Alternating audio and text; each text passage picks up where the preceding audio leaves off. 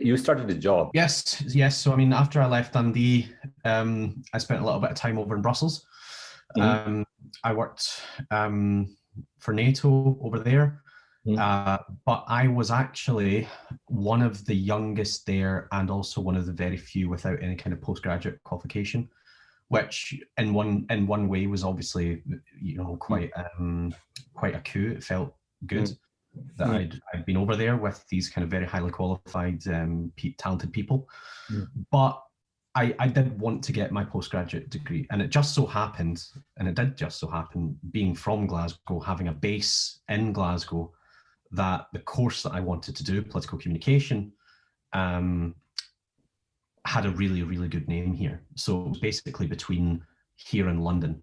And I decided to do it part-time. So I'm actually working as a PR consultant, which is honestly some of the best work I think I will ever do. So I work with a company called Clark Communications. Okay. They have a really, really good client base, very politically exposed, I would say, in the sense that a lot of these companies, they are in industry, heavy industry, or regulated industries, or even just public sector generally. So having a politics degree actually comes in very handy. Probably some of the most, what would I say, probably some of the most pertinent work that you can be doing with a politics qualification, I would say. I was actually just up in Dundee a couple of weeks ago at a careers event put on by the Magdalen. I used to be the editor of the Magdalen, so I'd come back with a few other editors of years gone by just to talk about the kind of places you can end up. And it was a really, really good mix of people, really good different experiences, different jobs, different prospects. So it was really good. It was really good to be back, but also good to kind of be able to talk about things that I probably wish that were talked about when I was at university. And obviously I know that, you know, when I was in fourth year, it was the first bit of the pandemic. So careers events and stuff were very low on people's priorities. But it was good to be able to talk to politics students and say, look, just because you're studying politics doesn't mean you need to be a staffer for a couple of years before you eventually get selected as a candidate. There's plenty more you can be doing. So it has been really good, I must say. Is this PR company linked with any political affiliation or no? No.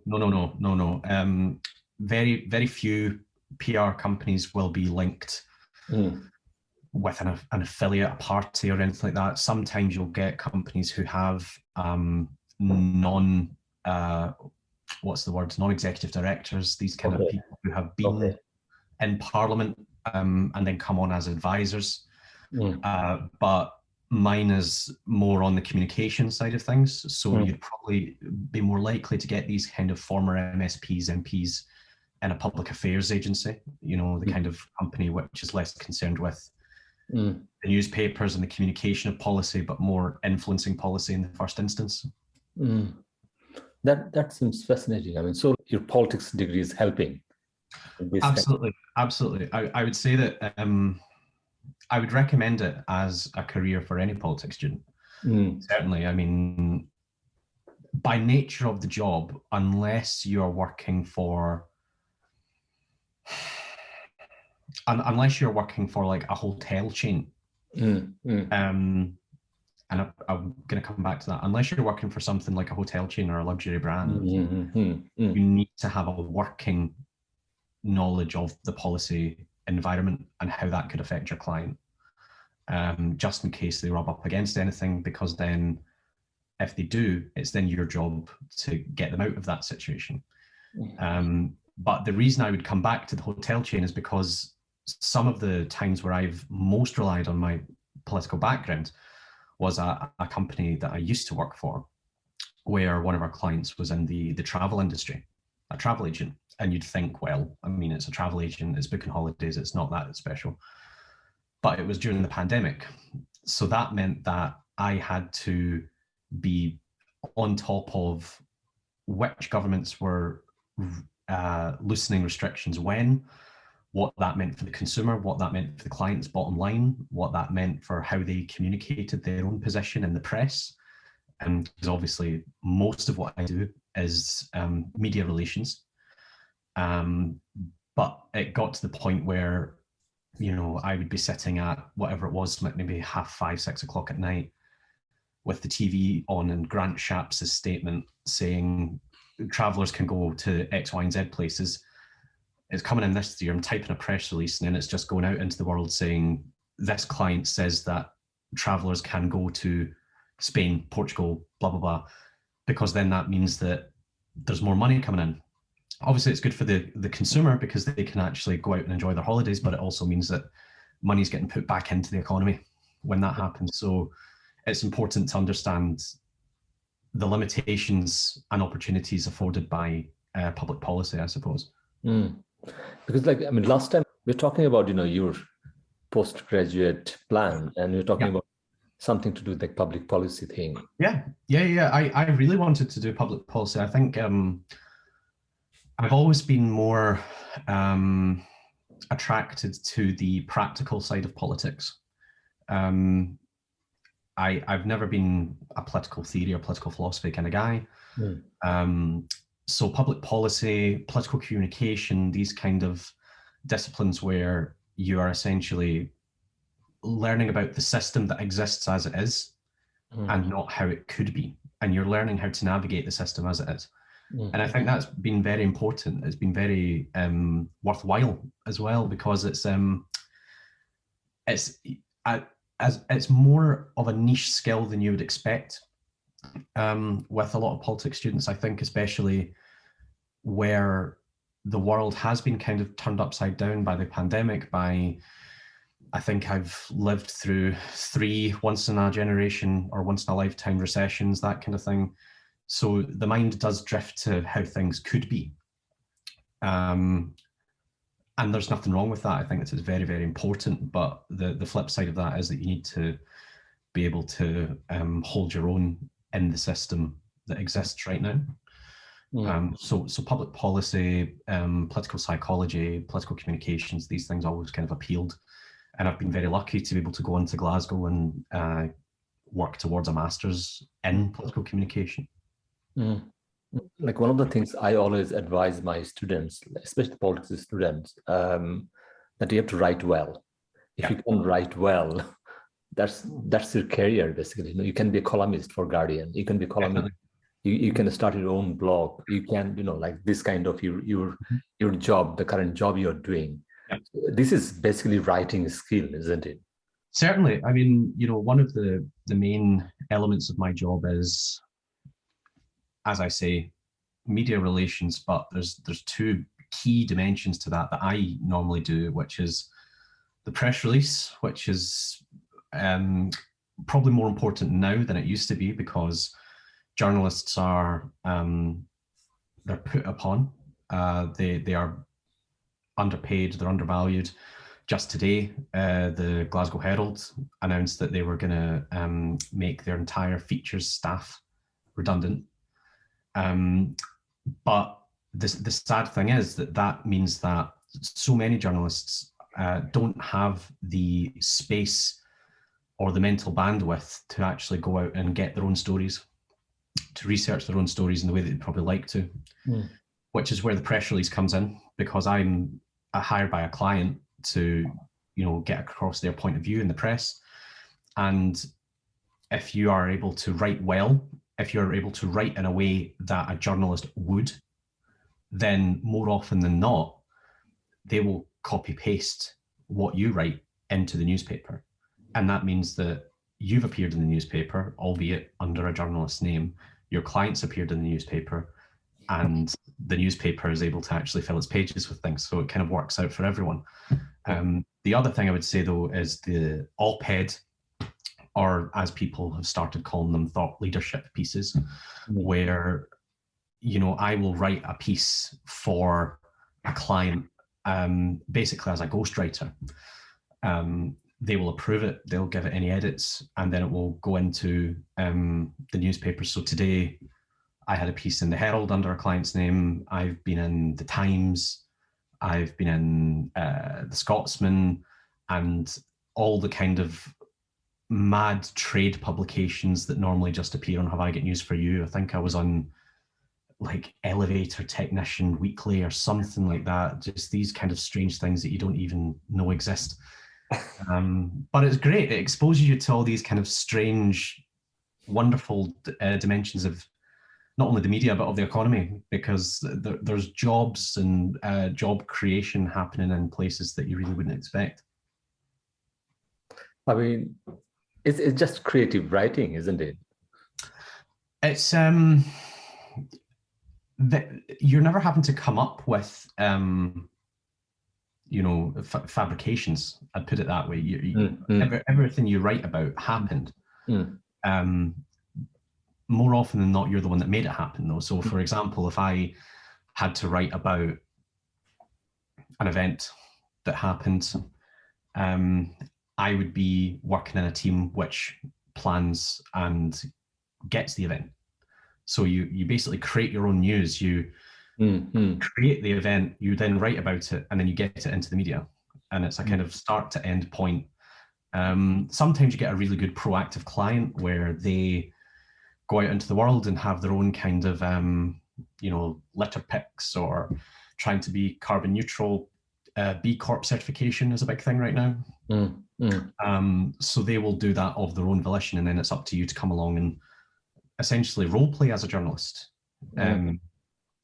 treating the meeting that you have with the client as a journalist would as an interview, and then get that out into the media. Now, I'm just wondering, like, I mean, because this can build up your own confidence as well. At one point, you might think that, oh, you know what, I should start writing for Guardian or like any other news media. I can write really well. Certainly. And then you just need a one break, because you know how it works. You have been already writing.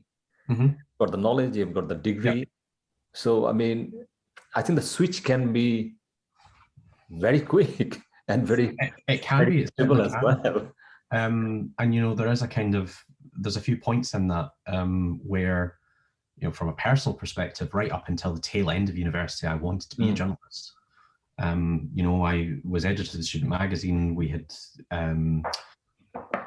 you know, experience of writing features and the normal things that you would expect to see in a student magazine, but also news as it happened. So, for example, strikes that happened when I was in second year, so that would have been 2017.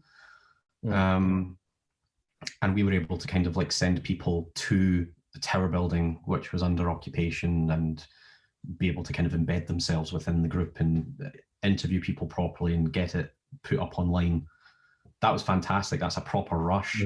I was able to work in a couple of different newsrooms. I worked in a actual newspaper newsroom in Glasgow, but also broadcast in Dundee and then in Glasgow. But I think I did what an awful lot of people do, albeit on a much, much shorter timescale, where I'd done a little bit of journalism. I did some freelance stuff, and you know, it was good.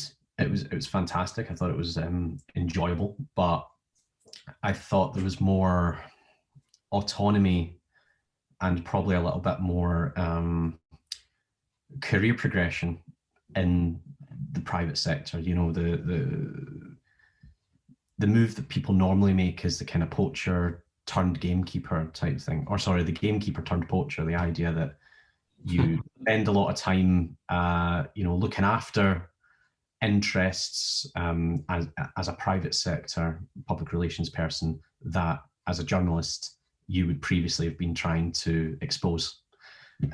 Now, obviously, I'd done freelance stuff in student journalism for a couple of years. It's not that as if I was making any kind of drastic life or career choice, but you get people who have been in the newspaper industry for 20, 30 years, work their way up to a kind of editorial level, and then go into the private sector at a similarly high level, because they can then brief private sector clients on this is how the media works and this is how journalists think, because they've been one.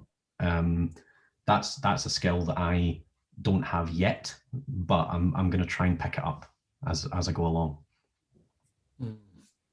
No, I mean, I still remember, like, I mean, my memory with you is like, we used to bump into each other in the campus, yeah, and you were carrying a camera with you. Oh yeah, yeah. So, like, can you give us some kind of walkthrough, like, I mean, as an editor, what it entails? Like, I mean, so you were doing photography, you were at Dundee. So I mean, yeah, the Magdalen is a pretty unique one. It's a monthly magazine, so it gives a lot of editorial freedom, but that long cycle also kind of lends itself to difficulties. As you can imagine, by the time something has happened and you want to put it in the magazine, by the time it appears on the shelves, it's a month out of date. So when I was there, it was a case of trying to be a bit more closer to the digital side of things and the radio. Dundee's fantastic because it has the magazine, the online service, the radio and the TV. So basically being able to embed an element of the Magdalen in the more agile media services meant that we were always able to get the Magdalen's perspective out, regardless of the timescale. But what it entails, I mean, from start to finish, would be having to first get your editorial team together. So that was always interesting because, like anything else, it happens at the Magdalen, it happens in the cabinet of the UK. You build relationships with your friends who you know are capable, and you give them a tap on the shoulder and say, I'm going to be editor next year. Come and help me out. And so I did that a couple of times, but it was also quite intense because I actually organized interviews and stuff. We interviewed people when they wanted to come on board as section editors. So there would be the editor-in-chief, two support editors, and then, you know, current affairs, opinion, sports, that kind of thing, different editors for different sections. So interviewing them and looking through their portfolios was always quite insightful because you realize that even though you're talking to, I was editor in third year, so I mean, I'm talking sometimes to second years, people who are 19, 20 years of age, who can write phenomenally well, have a really good nose for a story, have the kind of media instinct that is complete dynamite when you actually get out into the world. And, you know, among us, among the people who were lucky enough to serve on the Magdalen team, we always kind of prided ourselves on being able to find that talent. And I think we did a pretty good job of it. I mean, there's a couple of awards still sitting in the student union from a couple of years gone by, and I'm making it sound quite regimented, but I was actually quite liberal when I was an editor. I remember when I was in first year and I thought that I was something, I tried to be on the editorial team in second year, which is kind of like a bit out there. And we actually had to sit and do a written test to get onto the student magazine because we got like we got 3 articles.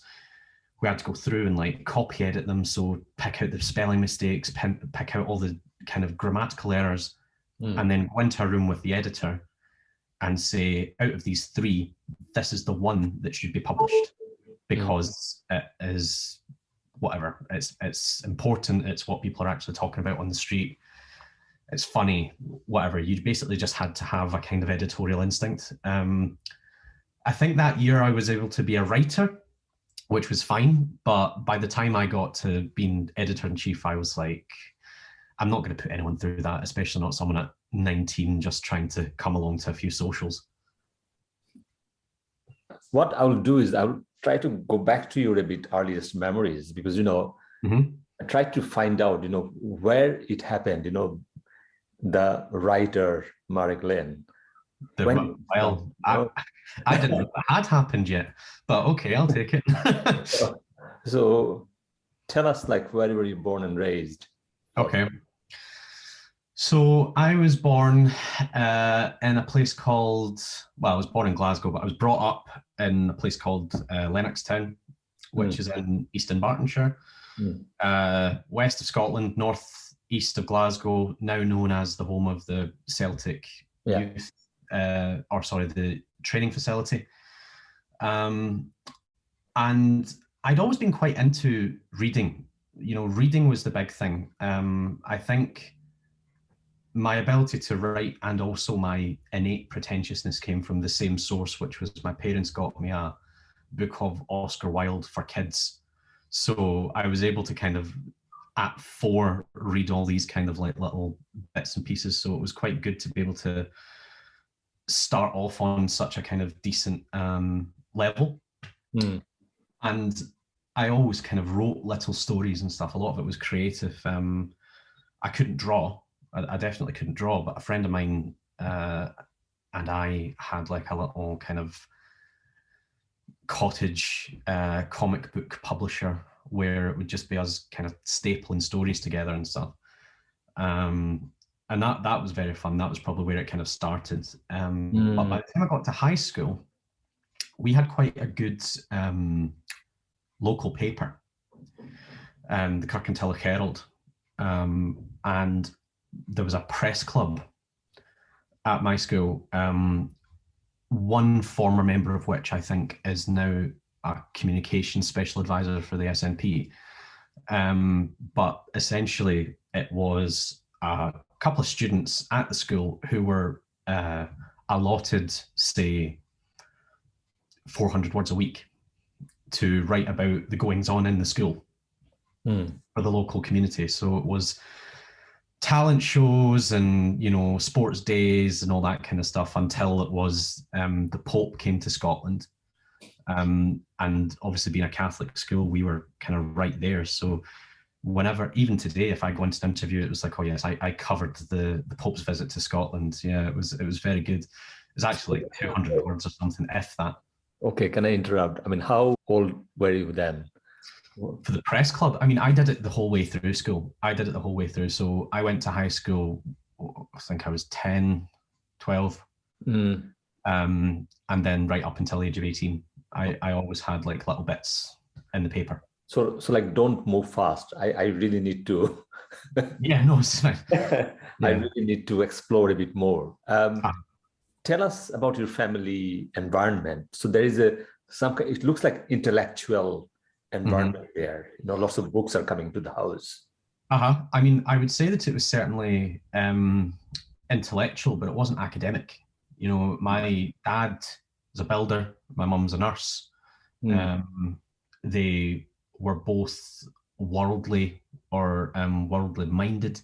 My mum had spent time just after the revolution in Romania as a nurse looking after kids and stuff over there, and was able to bring back a sense of solidarity, almost a sense of kind of community spirit, I would say.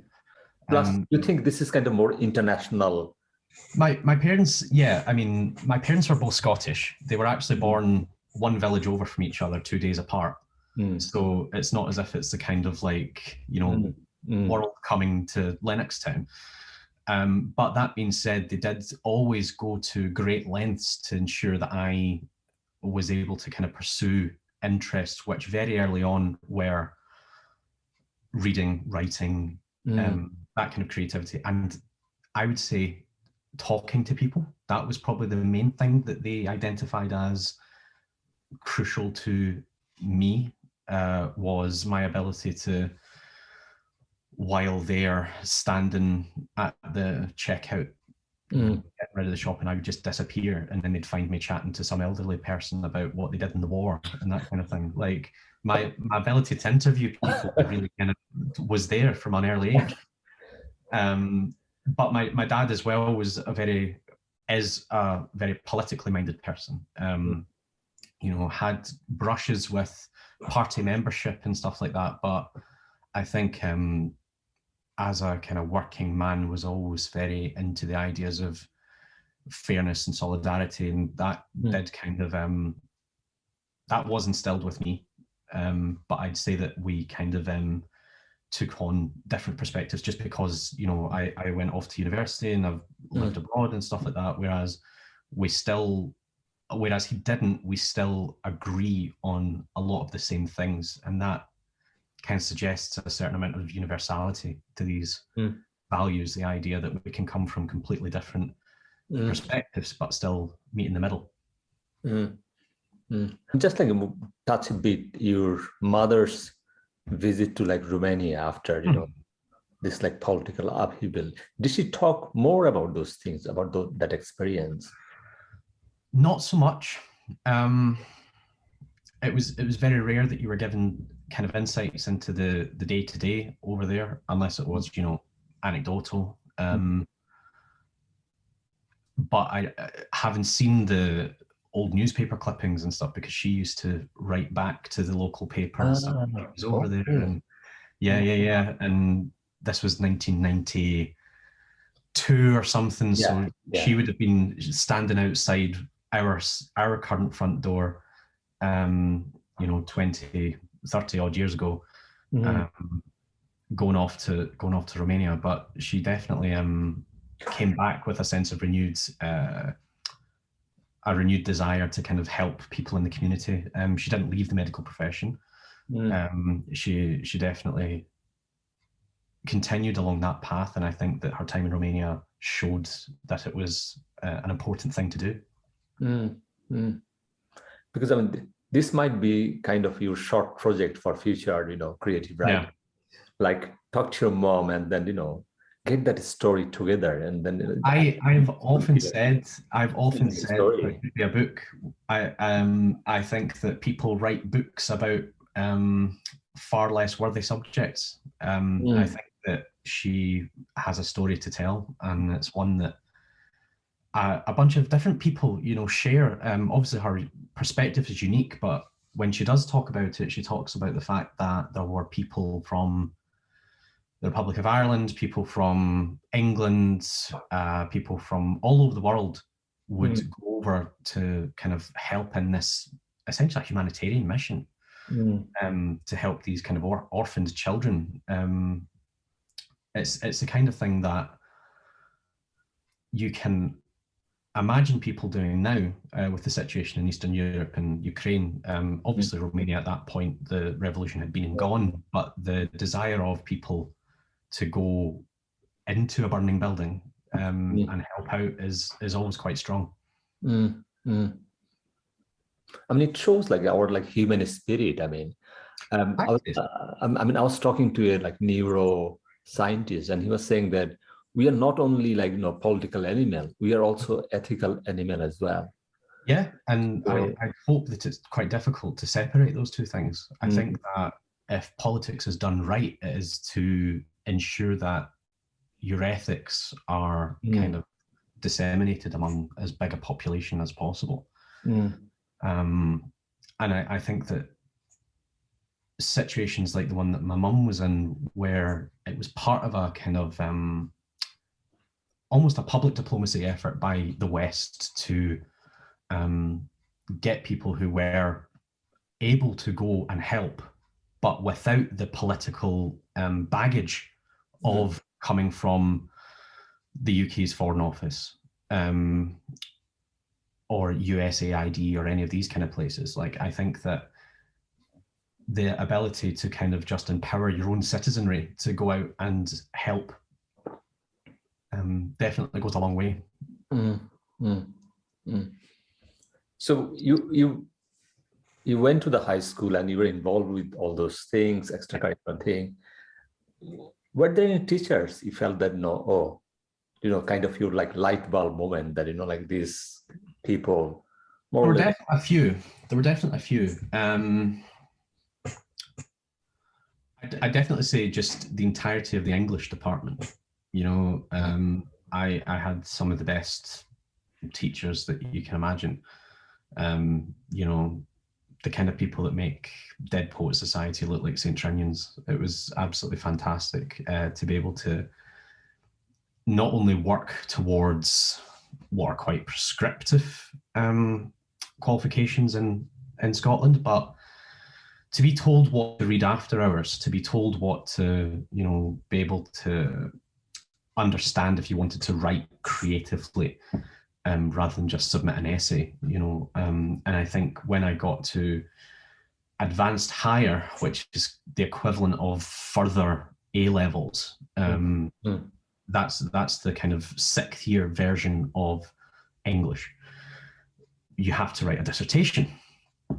Now, it's not a dissertation as you or I would know it. It was probably, looking back, about 5,000 words. It wasn't anything like that, but we thought that it was a tome. It was the longest thing that we'd ever had to write.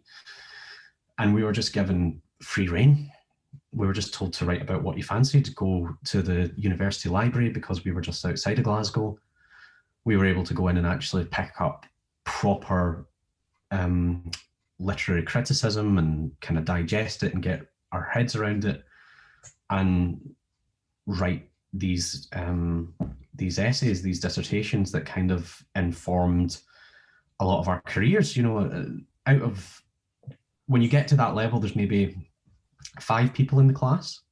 And I'd say that bar one lawyer and one engineer, the rest were all kind of humanities, social sciences, that kind of thing. And I think that one thing that's maybe overlooked slightly, if you can kind of stand these half-baked ideas for a second, is that most Scottish students at university, politics students, are afforded the opportunity to do 2 unrelated subjects in their first and second year. The temptation is always there to do history, philosophy, economics, and those are very good because they feed in directly to politics. However, I would actually say that doing at least one course of English, especially if it's something like early modern English, is crucial. I think that it's absolutely fantastic because I remember being in some of the seminars in Dundee, reading early modern English, you know, courtier poetry and all that kind of thing, and you're reading it and thinking, these problems haven't gone anywhere, you know. And if you're able to read texts which kind of deal with them from different perspectives, it kind of empowers you to deal with them in the current day. So, I mean, I'm a big fan of political biographies, and you know, I'll read kind of you know, like Luc van Medelaar's takes on the EU for fun, but I think that novels and, you know, even plays and stuff are very, very important for a politics student to get involved in, because otherwise you're basically reducing probably the most social of the social sciences to essentially a clinical discipline. You know, as soon as you remove the people and the experience from politics, it kind of falls apart. Then it just becomes economics or law. I mean, I kind of like, it's like my story a bit. I mean, I had 2 masters, and one of the masters is in English literature. Really? What was your area of interest? It's like more like, you know, contemporary stuff like that. Like, do you know someone called Saul Bellow? So this like Canadian, you know, T.S. Eliot. So these are this modern writer. So I'm like more interested in this, and also the modern kind of plays as well, like, you know, the Brecht, like Samuel Beckett, you know, those like absurd drama. And also like people like Albert Camus, Jean-Paul Sartre. I thought you would mention Camus. I really, really like. Oh my God, you know, like, I mean, so I think my number 1 novel is always Camus, you know, The Stranger or the Outsider, you know. And also like Kafka played a big role in my lifetime as well. And I actually went to Czech Republic, went to like Prague just to see, you know, where he was staying.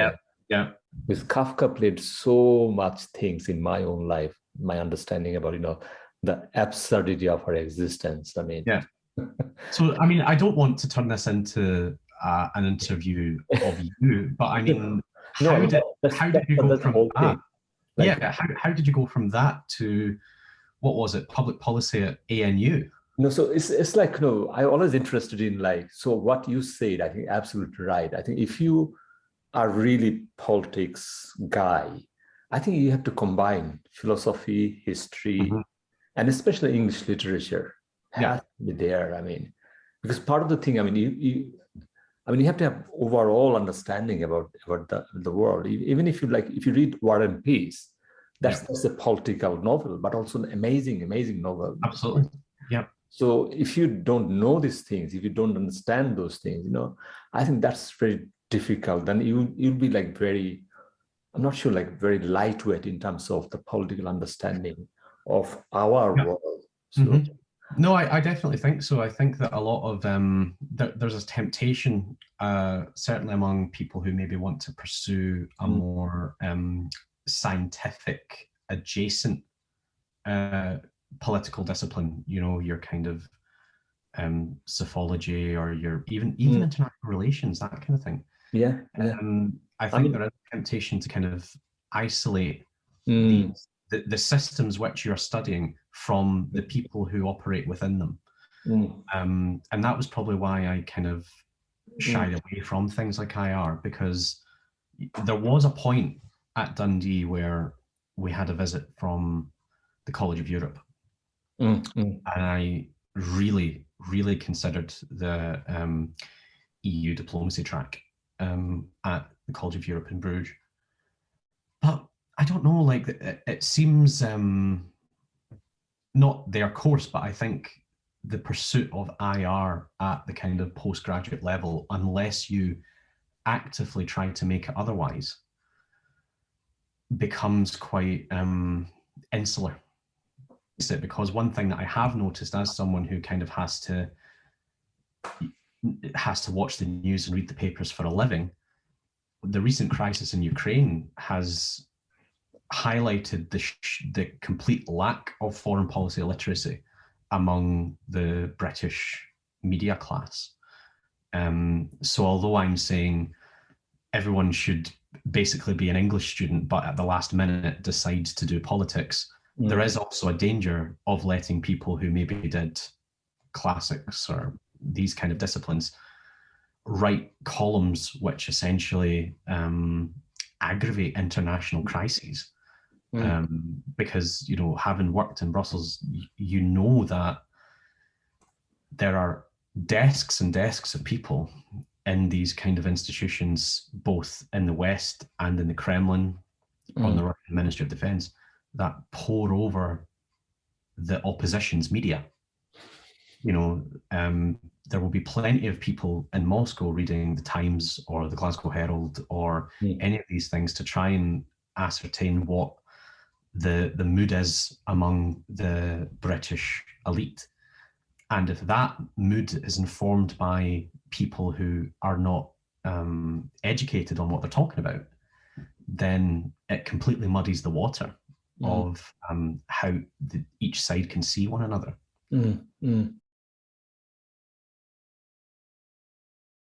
To me, like, war is like, it's just a failure of diplomacy, isn't it? War happens because our diplomacy failed. Or I would say so, but then the thing in the Ukraine situation is that Macron, for example, did try. He tried very hard. There was a lot of shuttle diplomacy between Washington, Paris, Berlin, Moscow in the weeks up to the invasion. But the decision had already been made, and no amount of diplomacy was going to change that. So it's difficult. I mean, if someone has a particular goal in mind, sometimes it's very difficult to expect our foreign service to change their mind, when at the end of the day their remit is to promote British interests abroad, or French interests abroad if you're in the French foreign ministry. I think it's a big ask for these people to change people's minds, especially when the foreign policy leadership of the country might not be what they would like it to be. We can talk about this because you're a politics student. I care about these things as well. Because, but part of me also, I'm involved in left politics as well. And left is quite fractured about Ukraine scenario. Yes. Even the Stop the War coalition, are in a serious situation, because lots of left politics are saying that, oh, you are just like apologist for Putin. I mean, I take more like people like, I've got two people really good respect in terms of international relations. One of them is John Mearsheimer, and the other one is like Henry Kissinger. So both, so like, one is like just a writer, a scholar. The other guy is like diplomat and also active role practitioner. Kissinger said one thing, long time ago, because he was, his PhD thesis was on actually, the Congress of Vienna. Yes. The Congress of Vienna actually, created a peacetime, almost 100 years. So the next time, the war will happen, First World War, so almost 100 years. And one thing he always said that, because the way the system is, we are living in this anarchic system. And, at the end of the day, this anarchic system actually, relies on the goodwill of the powerful countries. So to have any kind of peace or any kind of, some kind of status quo, you actually need big, powerful countries, serious goodwill and cooperation. Yes. If you look at the Ukraine situation, we are not doing it. You see, what we are doing here, so the people are saying that, oh, Putin decided already. Biden says that, yeah, I knew it. You see, this is like classic, this like state A, state B, and this like security dilemma. But the problem is, Kissinger was saying that you have to cooperate, mate. Because are so high here. The idea of, and I know that this is one of the most tired tropes of IR scholarship, is to wheel out the Thucydides trap every 10 minutes. But this is probably one of the most direct situations in modern memory where it is so crucial, because you can go back to the fall of the Berlin Wall, you can go back to the fall of the Soviet Union, you can go back to 1945 if you wanted to try and understand where the first escalation was. And I think that an escalation is only an escalation if it isn't accompanied by explanatory notes, if you like. So, for example, people attribute the first escalation to NATO expansion. NATO expansion in and of itself, considering it as an alliance that people enter into consensually, is not a bad thing. If you do it without the kind of explanatory notes and assurances that this is a defensive alliance, and you keep hammering that point, then I think that it leaves room for people like Putin, who is a relic of the Cold War, to kind of take action which doesn't actually come across as a direct reaction to the action at hand. It's an overreaction. And I think that is probably, it could be a failure of diplomacy, but I think the West, I think NATO countries and the EU did quite a lot to accommodate Putin. And in IR scholarship, you would think that was enough to placate. That would be enough to kind of, stop any kind of escalation, because there was an element of integration through oil and gas and financial infrastructure and stuff. But eventually, in the kind of mid-2000s, people realized, oh, actually, there is no kind of multilateral integration. It's just us that are weak. They've not been buying anything from us apart from luxury goods and, occasionally laundering their money through the city of London. So I'd say it's short-sightedness on the case of leaders, but at the same time, it was never an inevitability. I would argue. I wouldn't argue that it was an inevitability. I would say that since maybe certainly since 2005, I would say, there's been a kind of tendency by people in the West to elect administrators as their heads of state, who are very talented people who can handle the infrastructure of government very fine, but without vision. And I think that if there had been people with a vision of what is the kind of version of Europe that we are trying to build, who are our friends and who are our adversaries or competitors, then maybe this situation could be dealt with in a much more amicable way. And it's a terrible tragedy to see it play out like this. It really, really is. It's even worse to see people like Gerhard Schroeder, essentially, former German minister, working for private interests which actually are tied inextricably to the Russian state. And as you say, it's to do with the individual goodwill and the individual rationality. And when you hear things like that, you kind of wonder, well, is there much around goodwill or rationality? The flip side of that argument is, if you don't cooperate, the powerful countries, then the whole system can be gone. Oh yeah. And then what's the use of the whole thing? Yeah. Because there'll be nothing there to dominate, or this whole thing will be gone. Yeah. So here's a question though. I mean, from my memory, and tell me if I'm wrong, and also edit it out if I am wrong. You do an awful lot of work with the UN or about the UN. International organizations, which on the face of it is an institution trying to bring an element of order to the anarchic system. Maybe not to get rid of the anarchic system, but at least to make it interoperable.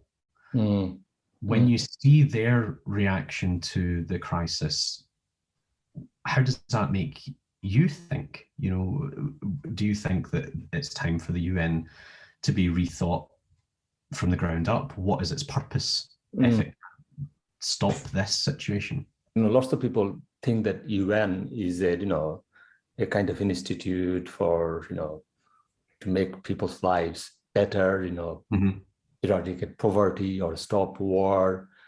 But one thing we actually don't get it, UN actually just part of that new realist structure. So that powerful states, they actually use UN as part of their platform to maximize their position, did you see? But at the same time, they also know that the stress are bad for the whole system. So the UN's role is, if they can do, some of the stress management, especially in the periphery, not in the core. The UN cannot do anything in Israel-Palestine thing. UN cannot do anything, could not do anything in like Vietnam War. But you can only do good things if it's a mutually interested area. But the problem is the powerful countries will not cooperate unless they know that, for Putin, he thinks that this is just a zero sum for me. There's nothing to gain from here. So he will not cooperate. So like what's happening in Ukraine?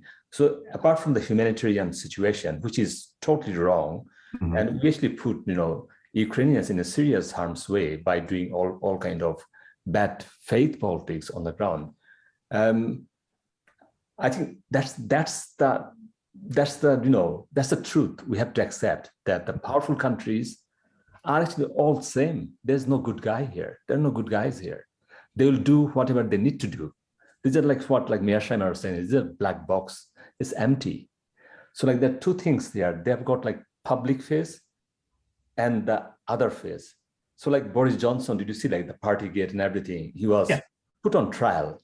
But at the same time, UK was doing lots of bad things behind the scene, supplying arms to Saudi Arabia, did bad things in the other part of the world.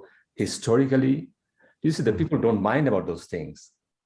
So in any country, people are, in normal society, people are very idealistic. So they expect things from their leaders, the ideal things, you see. So like when actually Boris Johnson went to Ukraine yesterday or day before yesterday, that's the ideal. Did you see? That's the ideal. He wants to, put a tick there that, because people are worried about Ukraine. You see? I suppose the question though is that although you're saying that there's no good guy, there is surely a less bad one. I mean, I would say that NATO didn't invade Belarus. You know, like there is an argument that it is a war of aggression, and as such, the party who did not do that is worthy of more international support. No. So like, I mean, you have to see it like in the point of view.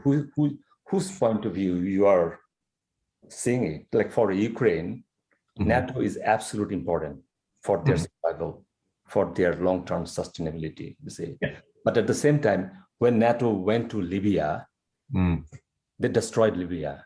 Libya didn't do it, you see. That's a serious intervention. What they did, they were supposed to do just no-fly zone, because that's my area of study, you know, UN's role. UN passed the 1973 Security Council resolution. That's just no-fly zone. But what NATO did, NATO just became Air Force for the opposition group. So it was a case of, you know, mission creep, and the idea that there was... It's not mission creep, is just, you know, because, you know, people say that NATO is a defensive force. That's not true. That's not true.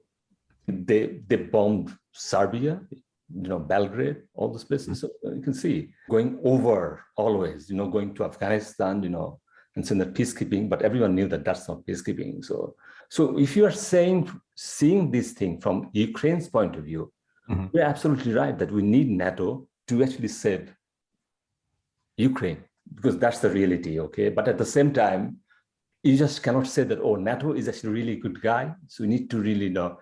So we all have to have the membership. I mean, yeah, I think that what we're saying is essentially that there is no kind of good actor, but there are actors who benefit the interests from which we stand to benefit as citizens of member states. If you look at the historical problem is, you know, UN had those good ideas, you know, during the cooperation during the Second World War. They thought that we could do these things, no, when the peace will come.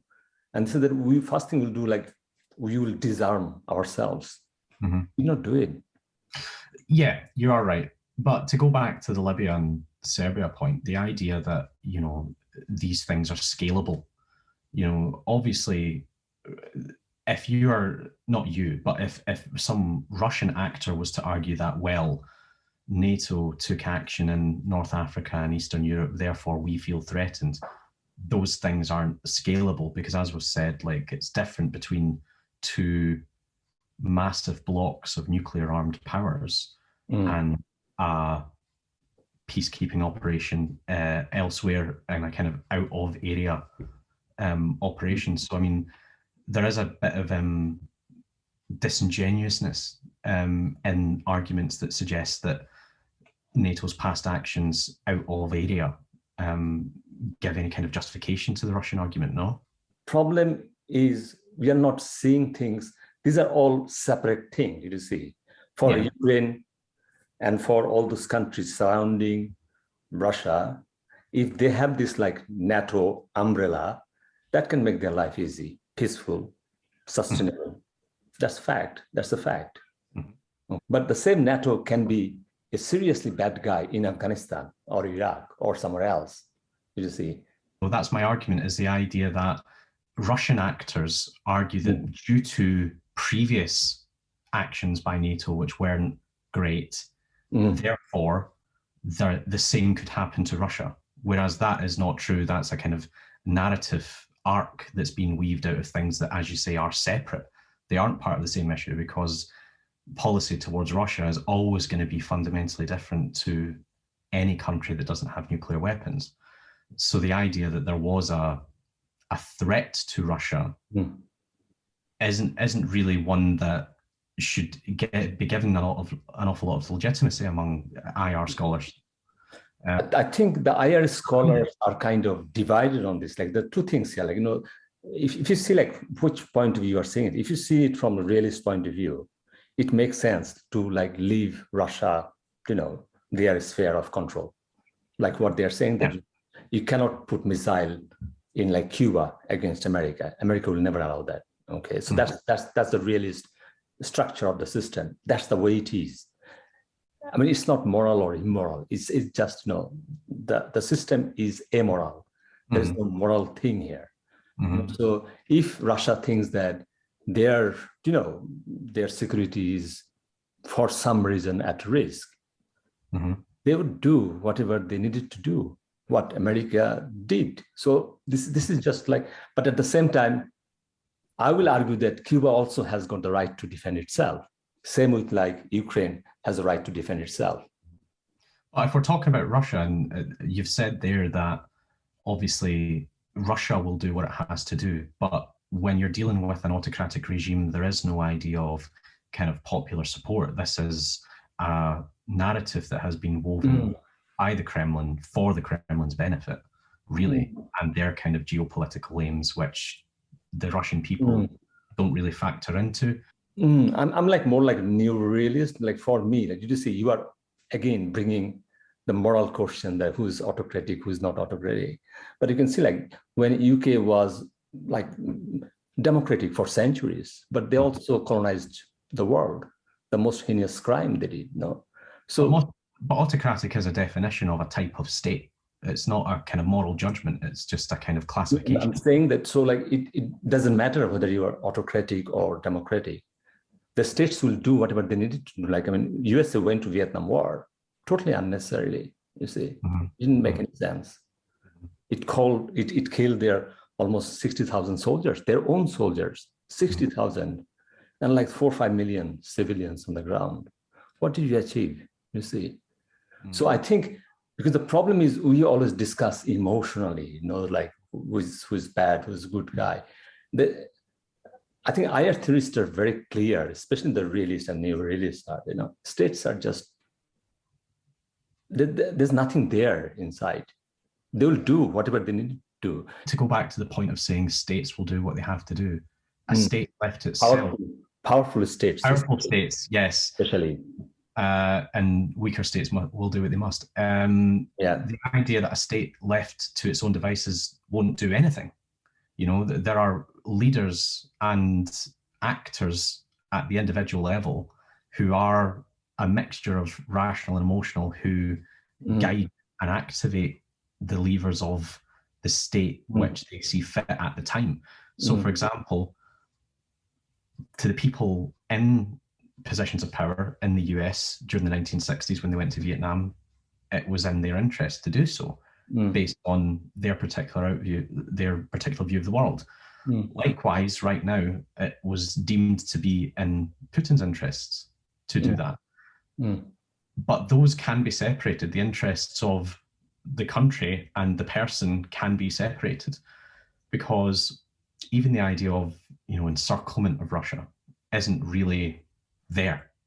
You know, considering you have the Scandinavian countries and non-NATO states who border it. A lot of this is essentially down to the psychology of an individual, no? Because especially when you're dealing, and this is why I think autocracy has so much to do with it, is because in any other country, you would have an element of debate, and you can argue whether that debate is for theatre or actually useful. But in Western democracies, there's always an element of mitigation to the actions of the leader. Even now, you know, Tony Blair is tarnished with the actions that he undertook in 2003. There is an element of holding people to account, whereas there is no accountability. Problem is, like, I mean, you know, if you look at the reality of the situation, like Tony Blair was accountable for what? What happened to him? He got knighthood last year. You see, like when you talk about the accountability, it just doesn't matter. Look at Iraq war, Bush. Anything happened to Bush? No. But the US benefited from that, though. It did not benefit the USA, the populace. It benefited very small number of people. The state as a whole, yeah. You see, but at the same time, state actually said that, yeah, go for Iraq war. So if you look at the polls, before the Iraq war, I think almost 75% people voted for, yeah, go for it.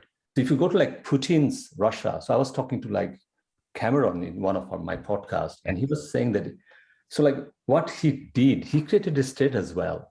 So this state kind of, it's like one-man show, but he made sure that people also, accepts him what he is. Perhaps like 30%, 35%, or even 50%. But even if like 50% really think that Putin is actually, doing something for Russia, the historical and all those things. And these leaders come and go, and then, suddenly they became part of that state itself, because they're not alone, did you see? So Putin could not sustain as Putin, just like with like 4 or 5 people. He has to have that populace behind him. Well, I mean, populace as in the Russian citizenry. Yeah. Why must he have that?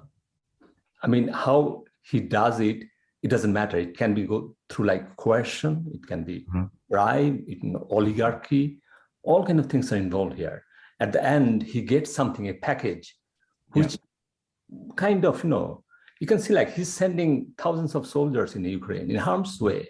You see, there's no rebel, like 18th century, people are saying that, like mutiny in his like, army barrack. It's not happening there. So it looks like he has got that kind of control. That's why he went to this adventure, because he knew that, people will accept this position. Because, I mean, what he did not invade in 2003 or 2001. In 2001, he was doing like, he was raising money for cancer-stricken children. He invited all the celebrities to like Leningrad, and he was singing there. He sang 2 songs. I mean, there was also the action in the Southern Caucasus, though, or the Northern Caucasus. But you can see like, so like those are like, I mean, which were like allowed. So he was allowed to bomb places like Chechnya or like Grozny, did you see? Yeah. So. But then the question though is like, I understand what you're saying, and maybe it's in terms of kind of rhetorical shorthand, but to say that they are with him is different to say that to not be with him, they would suffer legal consequences. Like there may be an element of not rebelling, but that doesn't necessarily mean consent. Like one thing I really like, Immanuel Kant, I mean, what he was saying that if you think that this is not right, then you have to take the universal position. It's not right anywhere. You just cannot say that, yeah, it's right here, but it's not right there. So if you say that war is bad everywhere, you see. So if you bring like philosophical understanding about the war, the problem is so like obviously Kant's philosophy did not work out, because that's not the way the world works. The world works with like lots of multiplicity of complex thing, even like capitalism, the power, the money, the profit. You can see like, I mean, at one point Russia was actually like I think just 50 oligarchs controlled 35% of their GDP, and in Ukraine 150 oligarchs control 85% of their GDP in 2008-9. So we are talking about countries. Do you see? The problem is that the people who actually did all the loot, but the people who are suffering in Ukraine, these are the poor people who got nothing, from anywhere. Yeah. And unfortunately, I think that's what's overlooked an awful lot of the time in international relations scholarship, unless you are doing the kind of modules that Kurt Mills does, the idea of humanitarian intervention and bringing humanitarianism into IR scholarship. Often it's kind of just 2 places on a chessboard. That philosophical understanding that, like, I mean, why it's right there and why it's not right here. So you have to have that understanding that, what, we don't want it. Really don't want it. Whether it's Ukraine, or it's Kashmir or Palestine, it's wrong, or Tibet, or like, Xinjiang province in China. These are all wrong. All wrong. So, but the problem is, I mean, states, you see, because of this anarchic system, there's no 911 here. Yeah, so that would probably be tying back to the idea of the UN. Should there be, is I suppose a question. Problem with the UN is not like supranational; it's an intergovernmental organization. Oh, of course. But the states will decide what they want. You know? Should there be? Not is there, or are there any kind of systems right now which could mutate into this? But philosophically speaking, is it desirable to have that? Yeah. So I mean, it's like general public, you, me, Ukrainians, all those people have nothing to do with this. I think that part of the problem is I was critical about Boris Johnson's visit to Kiev, okay? Because that Kissinger's point that the powerful countries have to cooperate. You see, if they don't cooperate, what will happen?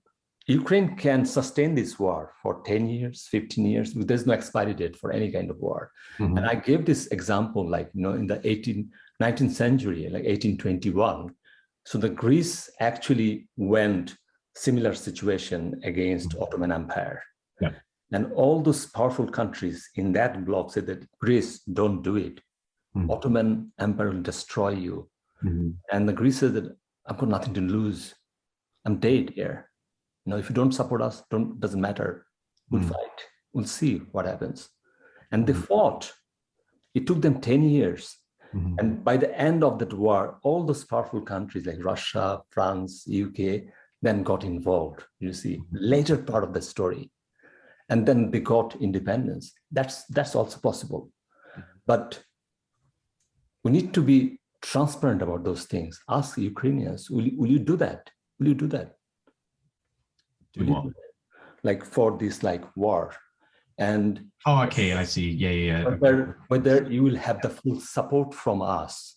The problem with the powerful countries are, I mean, you just can't trust them. You see, like today's friend, tomorrow's enemy. Yeah, and I don't think that system's going anywhere in particular, but I think that, countries that are so completely outmatched do deserve an element of, and I know it's going back to what we're talking about, emotionality. There is an emotionality about it, and I think that states, going back to the idea of accountability, leaders in the West feel as if they were not to take action, it would then reflect badly on them domestically rather than at a purely foreign policy level.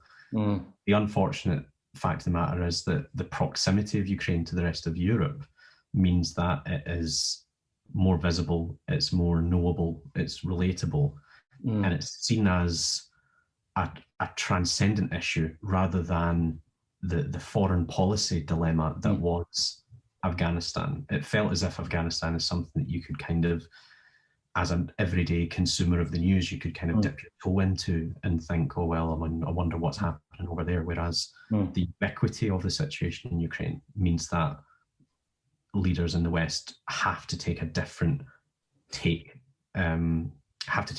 perspective on the issue. But Halberstram's book on that, the best and the brightest, it's very, very good. It's basically that idea, inside initially Kennedy, then the Nixon, Kennedy, Johnson, Nixon White Houses, and basically complete failures of foreign policy. The idea that they were bringing in people who didn't have the knowledge base nor the desire to develop that knowledge base to make these decisions. I mean, but the problem is, as you say, an economist. If you look at the historical situation of any countries, who hired the best and brightest? Look at UK's government over the years. I mean, look at US's government now.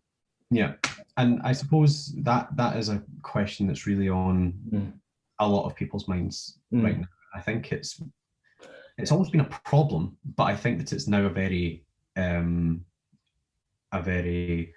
salient one, and that people are starting maybe to view politicians not as bumbling punchlines, but actually as existential threats to their way of life, owing to a lack of empathy or a lack of knowledge. Now, I don't know where I land on that perspective. I think that the UK civil service is skilled enough to try and stop people from causing too much damage in a ministerial position. But the danger is still there of people basically no longer giving their consent to a state which doesn't protect them or which doesn't defend their interests properly, and a kind of breakdown of the political system. I'm not talking about, you know, riots in the streets or anything like that. It would never, you know, come to that, I don't think. But the idea that we create a vacuum of participation where people who are interested just stop going to the polls and stop having any kind of political influence because it's just so exhausting. And that creates a vacuum where bad faith actors can step in.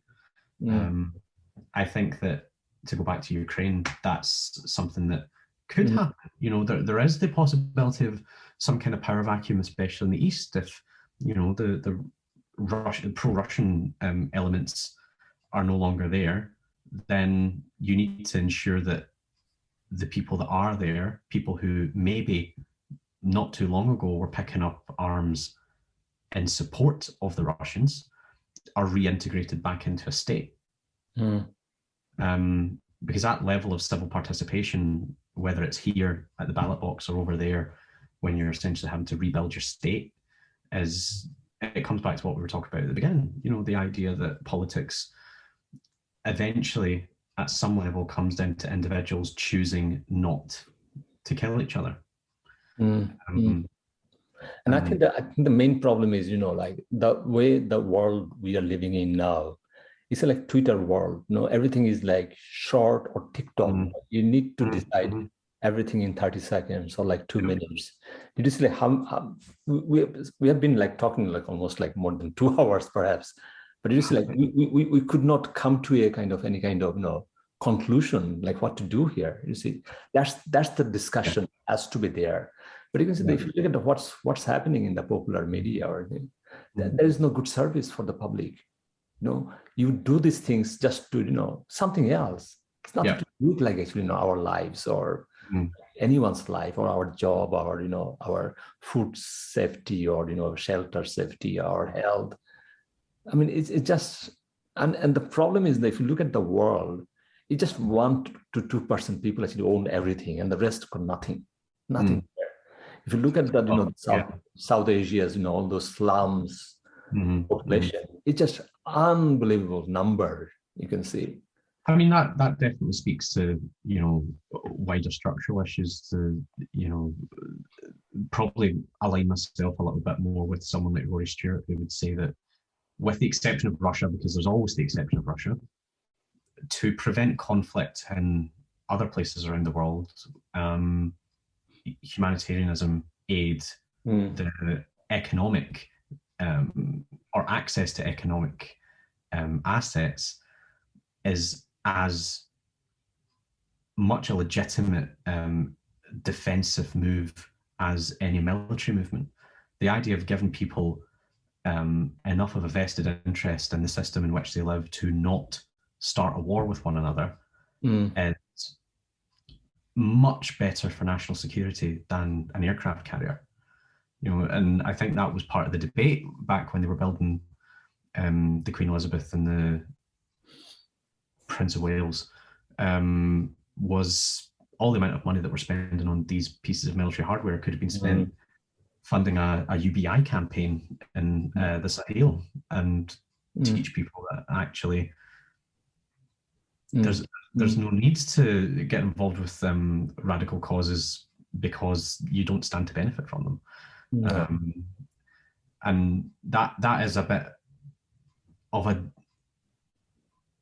arguable take, because to do that is to argue that money and access to money is the fundamental thing which differentiates us from violence. And I don't necessarily believe in that, because I think that the pursuit of money and economic interests sometimes leads to conflict.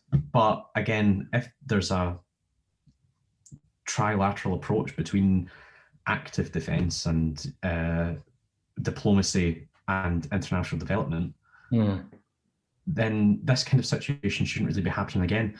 To go back to the point about NATO and EU membership, I said that I don't know how I feel about those memberships because of the situation right now.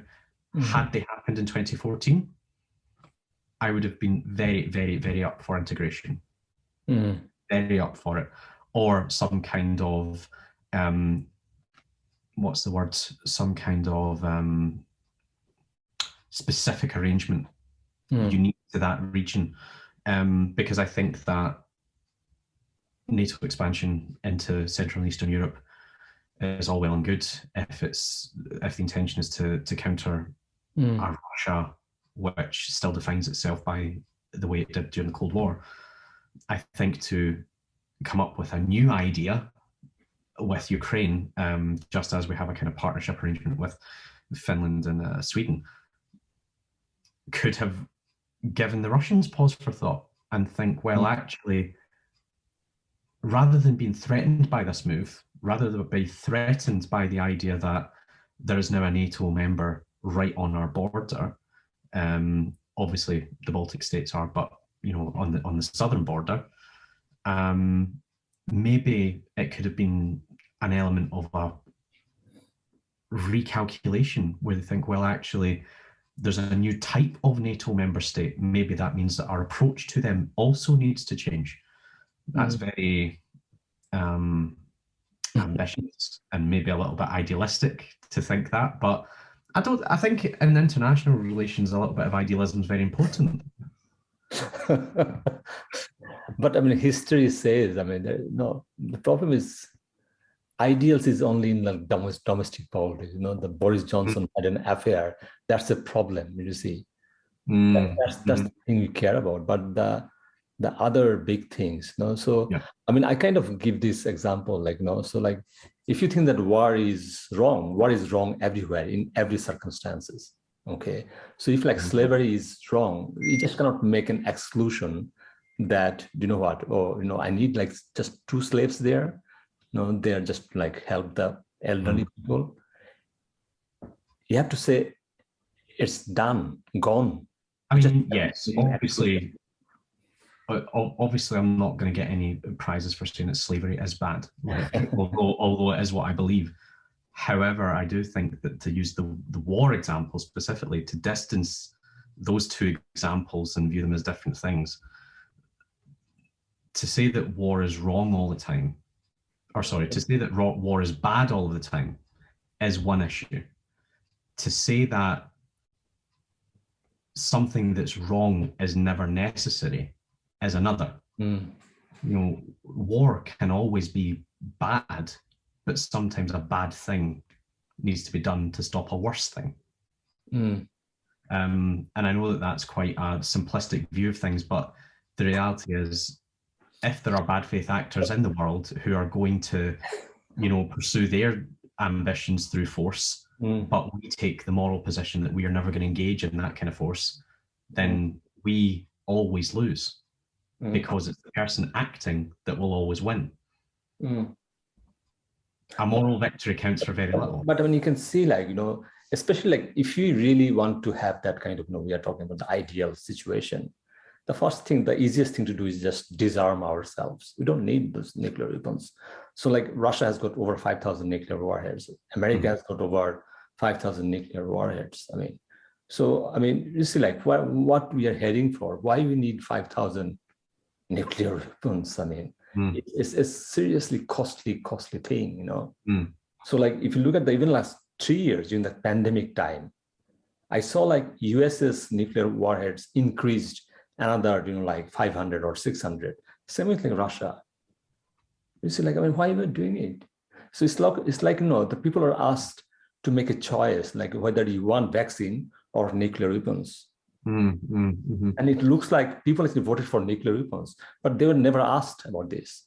They just did it anyway.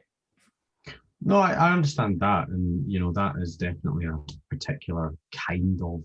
So did you see that the problem is like much more deeper? The way the world is hardwired, to untangle them, it's a very difficult process. It will take time. long time. To what end, though? I mean, the only thing, I mean, that's why you might say that, because I read Karl Marx quite a lot. One thing, I mean, I'm not like, no, Karl Marx is like all kind of revolutionary ideas I like. One thing I like, he's a good economist. One thing he said that, you know, this thesis, antithesis, and then synthesis, how this like dialectic, two opposition force kind of always fight. So for Karl Marx, actually, you know, we need actually capitalism to move to the next stage. Without capitalism, we cannot move to the next stage. So at the end, so like 18th century's UK Dundee and today's Dundee is much better place to live. You see, the society will progress anyway. Yeah. So I mean, to use your example though, that would actually require not untangling the world as it is, but to build upon it. But the problem is the process is a long process. It will take 100 years, 150 years, 200 years. But the problem is for Ukraine, this is existential. They need to do something now, because for them, whatever it takes, stop the war, stop this violence, whatever it takes. I don't care how you do it, just do it. Please do it. Stop this war.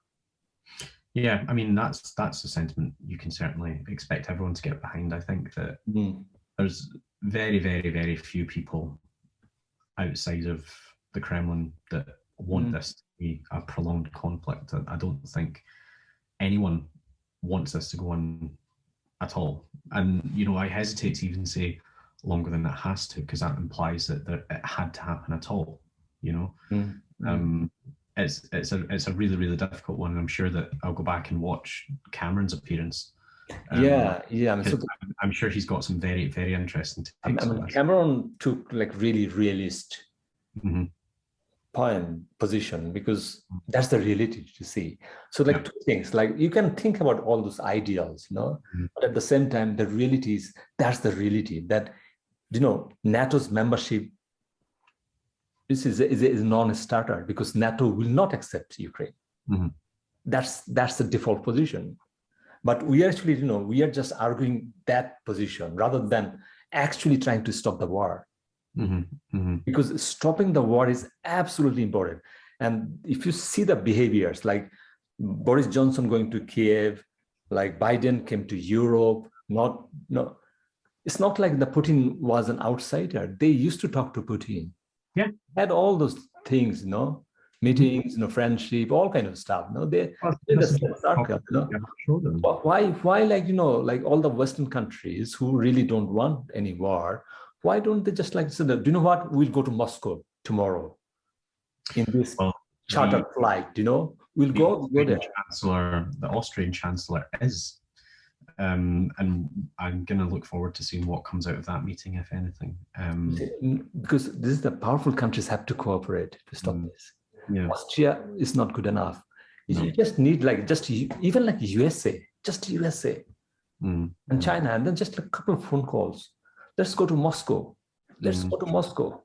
Well, what do you say about the Chinese influence on the situation, or lack thereof? You know, the idea that the debate right now seems to be very bipolar, you know, very Cold War like, the West, Russia, that kind of thing. But obviously there are other global players in the Asia Pacific that have the ability to exert real influence in a way that the West can't. But they're not doing it, or at least they're not doing it publicly. So what's your take on that? No, because I mean, I think what's happening on the ground in terms of international politics, you know, every country is behaving in a certain way.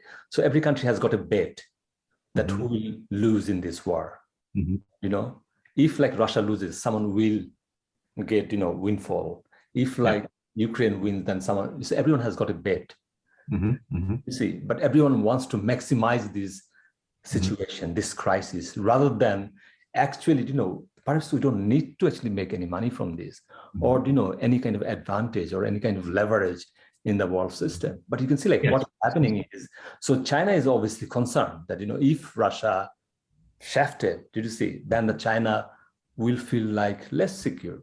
And that will give West more, you see, in an advantage position. and then they'll be more ambitious, and then go to South China Sea and all those things. You see, so that we are all on the economic side, the Chinese don't really have an awful lot economically to lose from Russia. They make more money and they have more connections economically and in terms of their trade with the West. So it becomes an issue of, well, what do they value more, the kind of theoretical positioning of their kind of ideological grouping, or the practicality of having money? Do you think that there's an element of playing both sides where China stands to win either way? Because there were obviously key votes in the UN where they abstained in ways that you would normally expect them to back the Russians. So there must be some kind of calculation going on. No, for like China and Russia, this is a historical problem.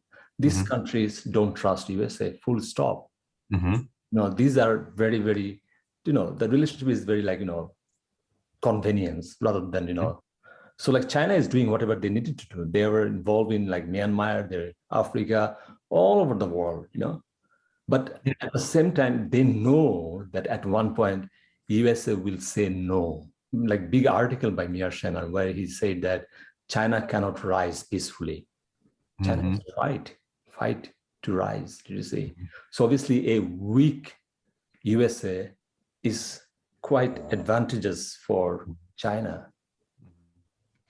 But the question, I suppose, is Russia isn't necessarily fundamental to that rise.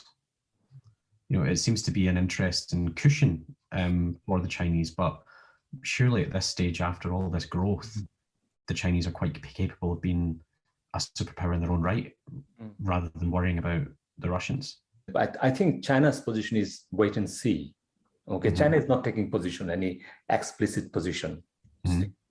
China always plays, slow game because of the historical, all those problems, because they don't trust anyone. They don't trust anyone. Okay. Yeah, understandable. So they will not take any unnecessary risk by taking side explicitly. I think China's position is, there's like a quote by Chinese foreign delegate. They are saying that one thing is clear, that Ukraine and Russia, these two countries, they are neighbors. Okay. You can change your friends, but you cannot change your neighbors.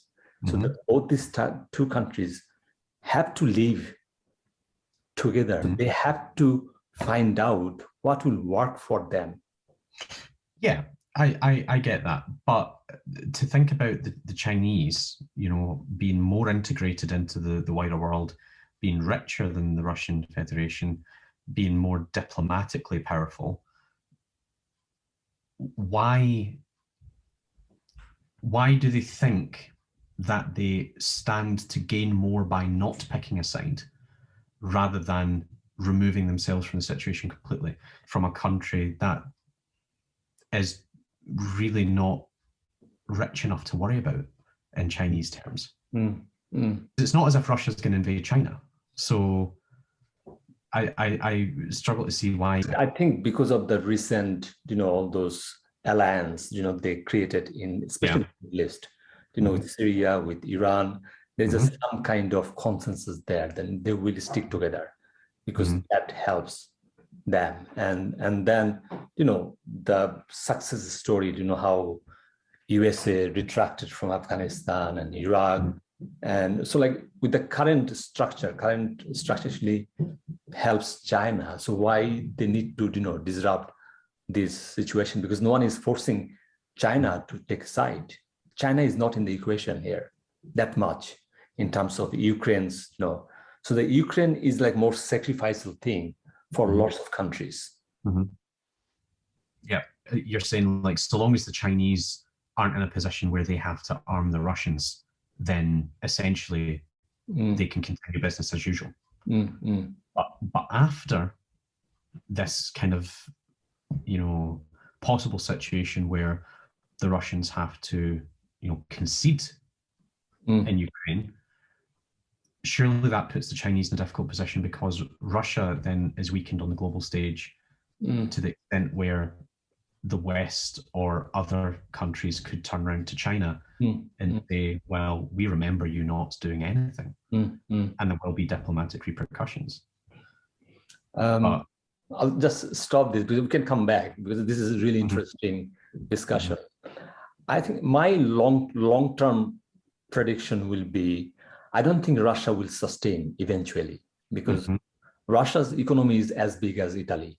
Russia is not a resourceful country. It relies on very, very specific resources. And I think they will run out very quickly, like in a political timeline, 50 years, 60 years. The other thing is all the nuclear weapons. When you've got 5,000 nuclear weapons, okay, it's costly to even maintenance. Do you know UK's Trident? It has got around 225 warheads. It costs around $4 billion every year just to maintenance, just cleaning, washing, like painting, those kind of things. $4 billion, 250. This is like between 5,000. So how much money you need? Russia cannot sustain that kind of cost in the long term. So Putin is not looking for any kind of, long shot about Russian future, the empire. No, he's just sustaining his position, nothing else here. So his own position. And to maintain that position, I think he will do whatever he needs to do. But the long term, I think Russia will collapse anyway. So that's why I really don't think that, the Ukraine has to sacrifice for this now, which will actually crumble anyway. You see? I do see. I do understand that. Yeah. So there might have been a better other things there where powerful countries could have involved. But I can see like what US is trying to do, because the US think that this is a serious opportunity. This is a serious opportunity, because Putin actually did a mistake by invading a country. Yes. Okay. So, I think, because the powerful countries, these are your, opponents. Everyone wants proper monopoly so that they control the whole system, whole, subsystem. That's just inherent. That's the way the system works. I mean, but I think, those discussion is not there. What we are discussing, just like, oh, you are that side. I mean, do you see that taking side is really not important here? You see, so what is really want? Do you want to stop violence on Ukrainians? That one position, did you see? The second position, like, do you want to fight against Russia? Do you want to defeat Russia? That's another position. So so you have to choose, like, what do you want? But the families who lose their son, daughters, their families are gone. Yeah, I would just say though that there is only kind of one option that actually leads to peace, and that's the one that opposes Russia. That's the situation though. But I mean, peace can be done through, without war as well. So there are options. Yeah, I mean, it can, of course it can, but I mean, the war is here. I mean, obviously, you said at the very beginning, war is a failure of diplomacy. Well, diplomacy's failed, and it's a case of trying to completely restructure the diplomatic system that didn't work to find one that does. And if you're talking about, diplomatic timescales, that's 25, 30 years gone. I mean, especially we're talking about the center of Europe, so like, if you think that this war against Russia will continue because we have a chance to fight, and the problem is that we cannot control the whole process. Did you see? No. Just one or two mistakes you need there. So it's not like it's not risk-free. It's not only Ukraine will sacrifice. You see, there is a risk here. There's a serious risk. Yeah, of course. But I mean, nothing in diplomacy or in politics is risk-free. There's different levels of risk, but it's not a game. Like there's plenty to do with even basic health policy in the UK that stands to kill people. And I think that's why it is very important for people who are in those kind of positions to be, as we were saying, well-rounded, kind of philosophical, kind, good faith actors, but you don't get many of those around. No, that's why the society reflects our, thought process.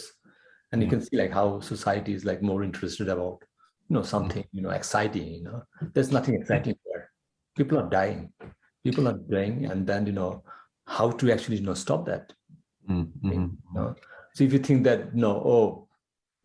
we have to finish Putin here, okay, go for it. That's fine. That's the choice you will make. But stick to that choice. Yeah. These are the talks, need to be there. And this is really important. You see, you did not blame me. I did not blame you. I just try to understand our positions. You see? Yeah, of course. I also try to explore that, these are the actually, options here. It's us who will decide what we want at the end. And that, we're happy with that, go for that, So like what I will do is once I've done so I will still keep our raw discussion. Yeah. If you want, I can send it to you for your future, collection. It's a historical document as well. Yeah. So we are talking about, we are talking at a time when things are happening. These are what we are thinking during this time. Yeah. This has got serious historical value as well. So these are not only just chit chat. I think this has got serious historical value. Well, you've got digital archives at DJ CAD. They would hold on to this kind of thing, certainly. Yeah. So like that's what I'm trying to do. So our memories of this time. And I think this is really important. Even like, I think what we did today, it's a very good discussion, very positive discussion we did. We did not take any kind of, side and say that this is, we are trying to understand, I think if we don't understand the complexity of the thing, then we might rush things, and that can create more problem rather than, solving things. Okay, so you keep yourself safe, healthy. Yes, you too, absolutely. Happy as well.